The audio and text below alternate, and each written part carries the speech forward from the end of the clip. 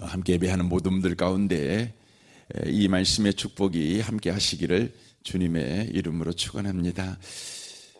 바울 사도는 지금 갈라디아서를 마무리하면서 마지막으로 이렇게 이야기합니다. 형제들아, 우리 주 예수 그리스도의 은혜가 너희 심령에 있을지어다. 아멘 하고 그렇게 축복의 말을 하고 있습니다. 이것은 갈라디아 교회 가운데 반드시 그들에게 있어야 될 지금 축복을 하고 있는 것입니다. 시급하고 또 절실히 필요한 축복, 바로 그것은 하나님의 은혜가 그들 가운데 함께 하시는 것입니다. 하나님의 은혜가 그들 가운데 함께 한다라고 말할 때 하나님의 은혜가 뭡니까? 그냥 단어의 의미로는 값없이 베푸시는 그 하나님의 호의, 이렇게 말씀을 드릴 수 있습니다. 자격 없는 자에게 베푸시는 하나님의 호의, 호자라는 건 좋을 호자 아닙니까? 그러니까 호의라는 것은 하나님의 의지, 하나님의 일하심, 이걸 말하는 것입니다. 그냥 자격 없는 자들에게 베푸시는 하나님의 좋으신 행동, 좋으신 일하심, 그것이 바로 갈라디아 교회 가운데 항상 있기를 원한다, 이렇게 말하고 있습니다. 그런데 여기에 보니까 심령에 있을지어다, 이렇게 이야기를 합니다. 이 말은 갈라디아 교회 가운데 항상 하나님의 일하심이 있다는 것입니다. 그렇지만 그것을 마음에 받아들이지를 않는 것입니다. 그러므로 하나님의 일하심이 너희들의 마음에 항상 받아들여지기를 원한다. 너희들의 심령에 항상 아멘, 동의가 있으며 그 동의 속에서 너희들의 인생을 꼭 살아갔으면 좋겠다, 이런 의미입니다.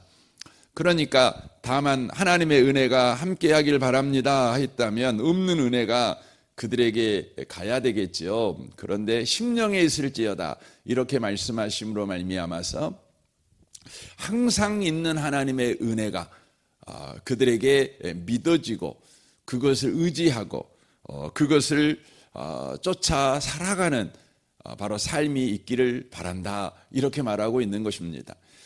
이 말씀은 로마서 12장 1절과 똑같지요. 하나님의 모든 자비하심으로 너희를 고난하노니 너희 몸을 하나님이 기뻐하는 거룩한 산 제물로 드려라 라고 말합니다. 그 말은 어떤 의미입니까? 하나님의 모든 자비하심, 여기서 모든이 들어가 있죠. 그러니까 인류 역사 내내 하나님께서 약속하신 대로 일하신 하나님의 그 자비로우심이 너희들 가운데 있으니까 이제부터 이렇게 살아도 살아라, 이렇게 말하는 겁니다. 어떻게 해요? 너희 몸을 하나님이 기뻐하는 거룩한 산 제물이 되는 인생이 되어라. 여기서 산다는 말은 살아가는 이라는 의미입니다. 그러니까 제물로 살아가는 자, 제물의 가장 큰 특징은 뭡니까? 제물은요, 산 것을 제물로 드릴 수 없어요. 죽은 것만 제물로 드리는 겁니다. 그래서 죽여서 제물로 드리는 거죠. 그래서 산 제물이라는 말은 살아가는 죽은 자라는 의미입니다. 말이 이상하잖아요. 죽었는데 어떻게 살아갑니까? 근데 그것은 어떤 겁니까? 예수님이 말씀하신 것 같이 바로 자기 자신에 대해서는 죽었어요. 근데 하나님에 대해서는 살았어요. 이게 뭐예요? 제물입니다. 그러니까 나에 대해서는 죽고 하나님에 대해서는 산자로 살아가라, 이게 산제물이라는 의미입니다. 왜냐하면 하나님의 모든 자비하심 때문에 바로 저와 여러분은 살아가고 산자가 됐어요. 그러니까 내 행동은 나를 다 죽이죠. 그래서 로마서의 이야기가 뭐냐면 너는 네 행동으로 너를 죽였어. 그래서 로마서 3장에 뭐라고 그러죠? 머리부터 발끝까지 너는 죄밖에 안 지어. 그러니까 네 생각도 죄고, 네 손가락도 죄고, 네 손가락 까딱하는 것도 죄고, 네가 발을 움직여서 어디를 향해 가는 것도 죄고. 그러니까 머리부터 발끝까지 나는 죄밖에 안 지어요. 그 말은 뭐예요? 머리부터 발끝까지 내가 나를 죽여요. 나를 죽여요. 그래서 생각 갖고 나를 죽이잖아요. 그래서 여러분의 삶에서 좀 평안하고 싶을 때 있잖아요. 내가 정말 평안했으면 좋겠다. 여러분 그 말을 좀 세부적으로 또 구체적으로 말씀드리면 뭐예요? 생각 좀 안 하고 살았으면 좋겠다. 그런 거죠. 걱정 좀 안 하고 살았으면 좋겠다. 여러분 누가 잠을 푹 잤다는 겁니까? 여러분 밤에 잠을 푹 잔 사람은 어떤 사람이냐면 뇌가 멈춘 사람이에요. 근데 저녁에 잘 때 잠을 못 자요. 그 말은 뭐예요? 뇌가 살아있는 사람이에요. 그래서 잠을 자는데 계속 생각나요. 뭔가 막 생각이 나고 답도 없는 생각이 나고 갑자기 어제 있었던 힘들었던 일이 막 생각나고 그것이 반복적으로 막 나를 힘들게 하고 뭐 이러는 게 뭡니까? 잠을 뒤척인 거죠. 잠을 못 잔 거예요. 잠을 잘 잤다는 건 뭐냐면 그냥 생각이 멈춘 거예요. 뇌가 멈춘 거예요. 예, 그 사람이 뭐냐면 잘 잔 거예요. 그러니까 여러분 우리는 생각하고 살아야죠. 그런데 경우에 합당하게 생각을 해야지요. 때를 따라 생각을 해야 되는데 잠자야 될 때는 생각하지 말아야죠. 아무 생각이 안 나야죠. 그래서 그 저녁에 눈 감고 잤더니 아침에 일어났더니 그냥 말끔한 거 아니겠습니까? 그러니까 로마서 3장에서 말씀하는 건 뭐냐면 우리가 우리를 죽여요. 그러니까 우리가 살아있는 한 우리는 우리를 죽이는 거죠. 죄짓게 만드는 거죠. 저주 아래 살게 만드는 거죠. 인생을 실패하게 만들고 실수하게 만들고 관계를 어지럽히는 거죠. 그러는 거죠. 그러니까 여러분 그러잖아요. 누군가를 여러분이 너무너무 좋아하는데 여러분은 그 사람을 좋아해 갖고 여러분 나름대로 최선을 다해서 열심히 여러분이 그를 좋아한다는 표현을 막 하잖아요. 근데 연애 때는 그게 좀 신선하잖아요. 처음 있는 일이라 상대방도 그래서 좀 신선하게 느껴요. 근데 여러분 결혼해 살아보면요 정말 그 힘든 겁니다. 상대가 좋아한다고 해갖고 자기 표현을 막 해요. 여러분 그거 힘든 겁니다.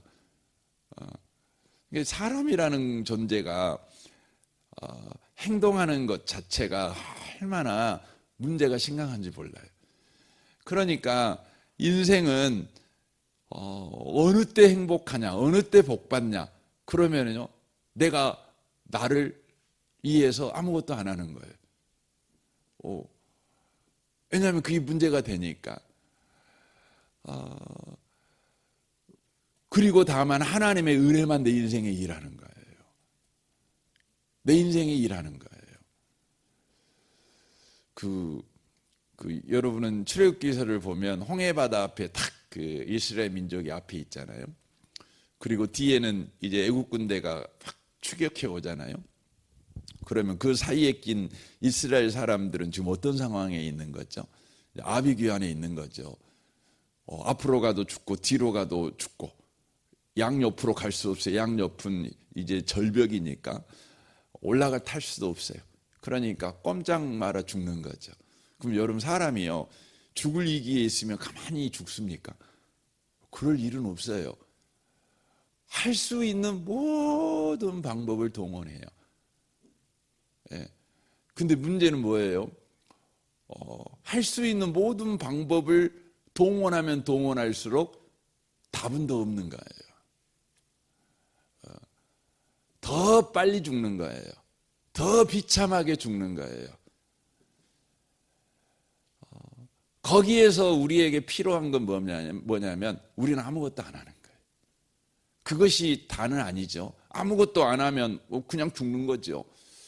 그냥 죽는 거죠. 뭐 잔인하게 안 죽더라도 그냥 죽는 거죠. 몸부림치고 안 죽는 것에 불과하는 거 아닙니까? 그런데 여러분과 저에게 거기서 필요한 게 뭐냐면 두 가지가 필요해요. 내가 아무것도 안 하는 것이 필요하고 또 하나가 뭐예요? 하나님의 은혜가 일하는 게 필요해요. 그래서 하나님은요 모세에게 그걸 시킨 거죠. 뭐예요? 너희들은 가만히 있어라. 하나님의 일하심을 보라. 너희들이 죽을 위기에서 너희들이 몸부림치면 더 복잡해져. 우리는 그런 일을 너무 많이 겪잖아요. 겪어요. 너무 많이 겪어요. 너무 많이 봐요. 그래도 우리는 하려고 해요. 그래도 내가 하면 뭔 수가 나겠지. 그래도 내가 하면 살 수 있겠지. 이런 일말의 희망을 가지고 뭔가를 해요. 그런데요, 여러분 죽을 위기에 놓여 있었을 때 사실은 우리가 해야 될 일은 아무것도 안 하는 거거든요. 거기에 하나님의 은혜가 필요한 것이죠. 하나님은 우리에게 너희들은 가만히 있어 하나님의 일하심을 보라. 하나님의 은혜가 너에게 필요해. 그렇죠. 지금 갈라디아 교회에게 지금 바울 사도가 이야기하는 것이 그것입니다. 너희들에게 지금 필요한 것은 너희들이 뭔가 하는 일이 필요한 것이 아니라 하나님의 은혜만 필요해. 그러니까 너희들이 지금 집중하고 구하고 인정하고 의지해야 되는 것은 너희들이 한 일을 의지하는 것이 필요한 것이 아니라 전적으로 하나님이 일하심만 의지하는 게 필요해 라고 말하고 있는 것입니다. 여러분 신앙생활이 뭘까요? 여러분 교회가 뭘까요? 교회는 뭐하라고 교회를 하나님이 세워놓으셨습니까? 뭐 여러 가지 이야기를 할 수 있겠지만 그 예수님께서요 이제 이 땅에 교회를 세우기 전에 이제 교회가 이제 곧 세워지게 될 것인데 교회는 이러라고 내가 세우는 거야 하시면서 말씀하시고 하늘로 올라가시죠. 그게 뭐냐면 사도행전 1장 8절입니다. 오직 성령이 너에게 임하시면 너희가 권능을 받고 예루살렘과 온 유대와 사마리아와 땅끝까지 이르러 내 증인이 되라 라고 말씀합니다. 교회는 뭐 하는 곳이냐면 증인되는 곳입니다. 근데 거기서 증인된다는 말은 어떤 의미냐면 성령이 우리에게 임하면 우리가 갑자기 막 전도자가 돼갖고 예수 믿으세요, 예수 믿으세요 이렇게 말하고 다니는 사람이 된다라는 생각을 우리가 더 많이 해요. 그래서 오직 성령이 너희에게 임하시면 너희가 권능을 받는다라고 말할 때 그 권능이 뭐냐? 그러면 우리는 대부분 전도하는 능력을 생각을 하는 경향이 많습니다. 그것도 포함되어 있습니다. 그럼에도 불구하고 거기서 오직 성령이 너에게 임하시면 너희가 권능을 받고 증인된다. 그 말은 어떤 의미냐면 증인이라고 하는 것은요 반드시 조건이 있어요. 증인은 어떤 사람이에요? 본 사람이에요. 겪은 사람이에요. 겪은 사람만 증인될 수 있는 거예요. 그러니까 성령이 우리에게 임하면 우리가 권능을 받는다는 말은 어떤 의미냐면 하나님을 경험한다는 의미예요. 그러니까 여러분이 갑자기 기도하고 있는데 갑자기 오늘 할 말이 생겼어요. 그래갖고 누구한테 가갖고 막 할 말을 해요. 예수 믿으십시오. 막 말을 해. 할 말이 막 있어갖고 할 말을 이걸 우리는 권능이라고 생각을 해요. 그게 아닙니다. 여러분과 제가 삶을 살아가면서 하나님을 경험하는 거예요. 그러니까 저와 여러분에게는 할 말이 있죠. 그것이 뭐냐면 증인이에요. 그런데 경험을 안 했는데 할 말이 있는 사람들이 있잖아요. 경험은 안 했어요. 근데 할 말이 있어요. 여러분 그런 사람들은 거짓 증인입니다. 그래서 증인이 되려면 반드시 조건이 있는데 말을 하는 사람이 증인이 우선이 아니에요. 말을 하기 위해서 자격이 필요해요. 그 자격은 뭐냐면 경험한 사람이에요. 근데 그 경험은 어떻게 하게 되냐고 주님이 약속하셨냐면 성령이 너희에게 임하면 권능으로 임하면 너희가 예루살렘에 있든지 유대에 있든지 사마리아에 있든지 땅끝 가운데 있든지 네가 가정에 있든지 직장에 있든지 네가 부도위에게 있든지 네가 병상에 있든지 네가 지금 가정 불악 가운데 있든지 지금 네가 80살이 먹었든지 네가 지금 10살을 먹었든지 너에게 주어지는 어떤 상황, 어떤 조건, 어떤 환경에서도 성령이 임하면 하나님을 경험하게 된다. 그 말이에요. 그래갖고 네가 증인된다. 그 말이죠. 무슨 증인입니까? 하나님이 누구이신가를 경험함으로 말미암아 그 하나님이 누구이신가를 바로 증언하는 증인이 된다는 것입니다. 그러니까 여러분, 교회는 어떤 공동체냐면 하나님을 경험하는 공동체예요. 그리고 그분을 우리가 증언하는 것이에요. 요즘 교회가 우리 한국 교회가 문제가 많다고 해요. 요즘 그런 건 아니에요. 제가 이제 80년대 목사님들 설교하는 설교도 들어보고, 제가 70년대 목사님 설교한 설교는 제가 그때 들었겠죠. 지금 녹음 테이프가 안 나오니까. 하지만 녹음 테이프로 나오시는, 지금 80년대부터 녹음 테이프가 나오거든요. 제가 그분들 설교를 들어봐요. 들어보면 그때도 한국 교회는 문제였어요. 막 문제였다고 막 이야기를 하셔요.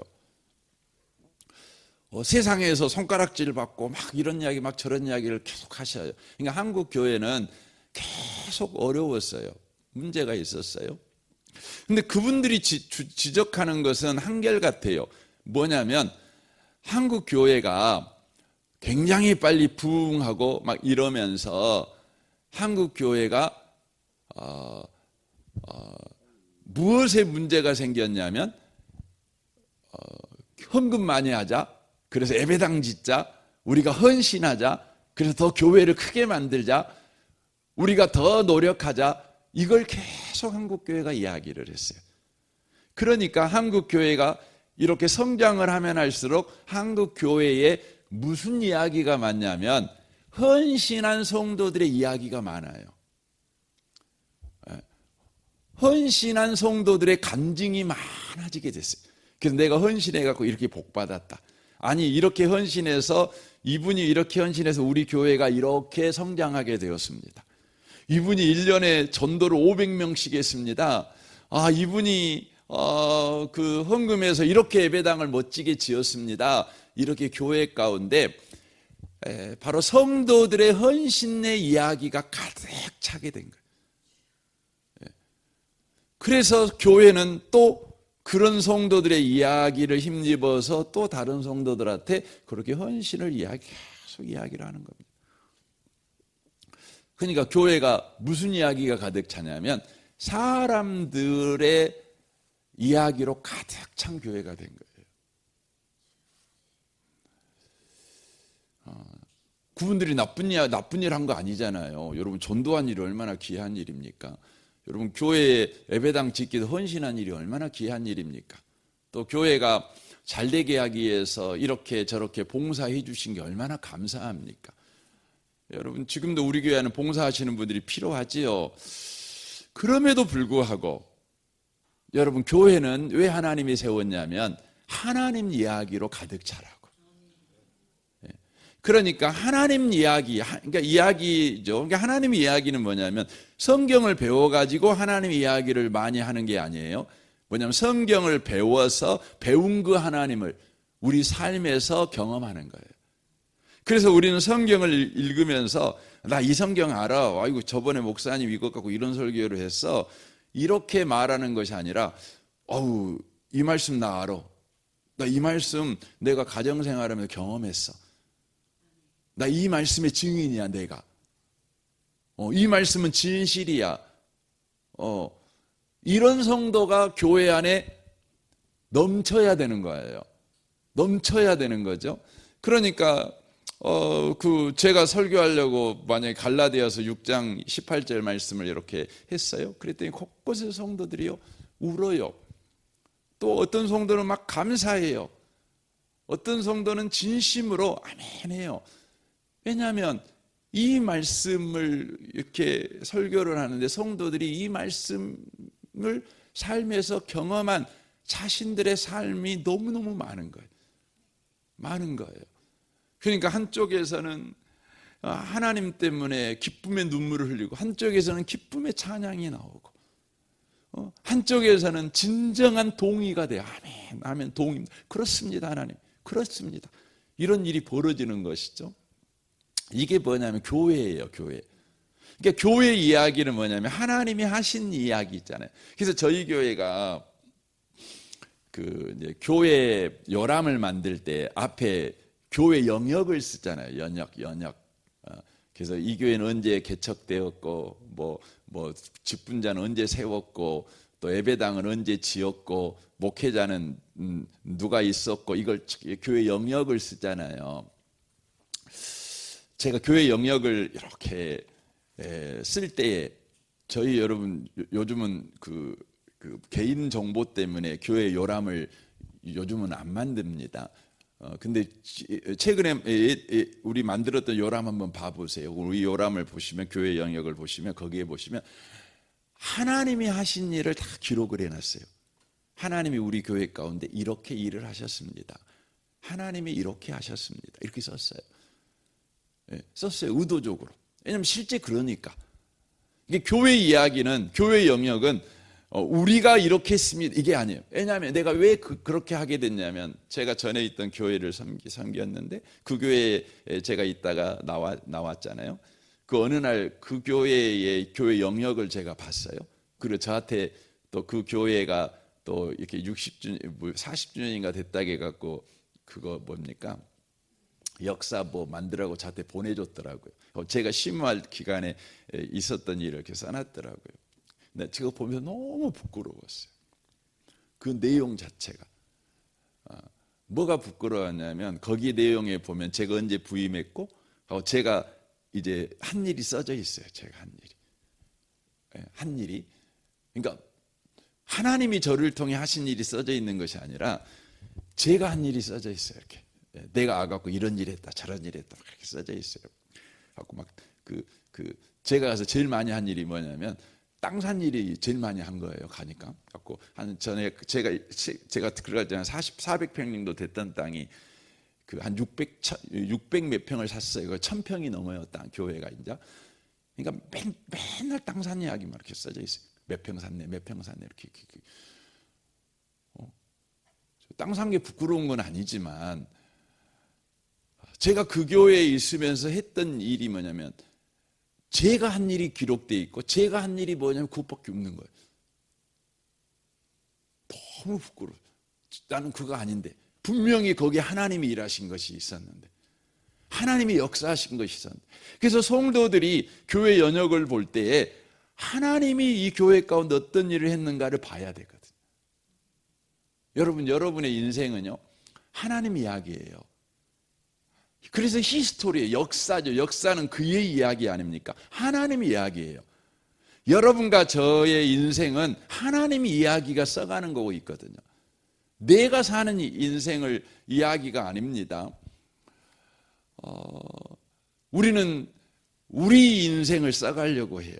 우리가 얼마나 이대하게 살았는가, 우리가 얼마나 괜찮게 살았는가, 얼마나 우리가 박수 받을 만한 인생을 살았는가, 여기에 우리가 인생을 써가려고 해요. 그러니까 우리 인생이 항상 여러분 어려워요. 고통스러워요. 하나님이 하신 일을 우리가 써가야 되는 거죠. 지금 갈라디아 교회에게 바울 사도가 말하는 것입니다. 하나님의 은혜라고 말하는 겁니다. 하나님의 은혜가 너희들에게 지금 절실하고 시급하게 동의되는 게 필요하고, 그것에 의지하는 삶, 인정하는 삶이 너희들에게 필요해. 너희들의 인생은 너희들이 만들어가는 인생이 되면 안 돼.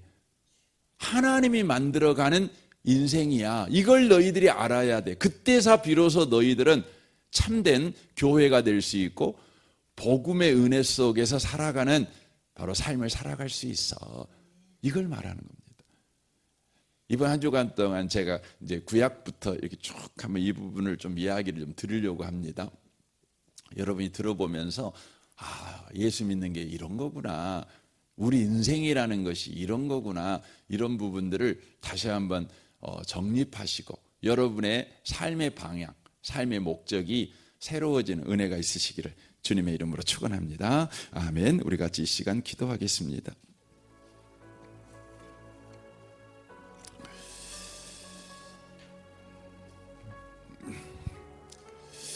우리는 오늘 또 우리 이야기를 써가려고 합니다. 그러나 우리가 써가는 우리 이야기는 우리를 더 고통스럽게 만듭니다. 우리를 더 염려에 빠뜨리고 우리를 더 혼돈 속으로 가게 만듭니다. 하나님의 이야기가 우리 인생에 들어왔습니다. 우리가 예수를 믿는다는 것은 하나님의 이야기가 우리 인생에 시작되고 있다는 것입니다. 하나님이 써내려가는 우리 인생, 주님 그런 인생임을 우리가 믿게 하시고 오늘도 하나님의 일하심을 우리가 인정하며 구하며 그 하나님의 일하심이 있음을 믿고 믿음으로 하루를 살아내는 자 되게 해 주옵소서. 그러므로 하나님을 경험하는 오늘 한날 되게 하옵소서. 사람을 경험하는 하루가 되지 않고 하나님을 경험하는 한날 되게 하옵소서. 여러분 가정과 직장과 또 여러분의 자녀와 배우자와 또 부모와 일가 친지를 위해서 또 기도하시면 좋겠습니다. 특별히 우리 성도들을 위해서 기도해 주십시오. 우리 유치부 또 유치부 아이들 교사 순장들을 위해서 기도해 주시고 우리 정선마을 장로님과 순장 순원들을 위해 기도해 주십시오. 오늘 전반기 양육과정 제자훈련이 있습니다.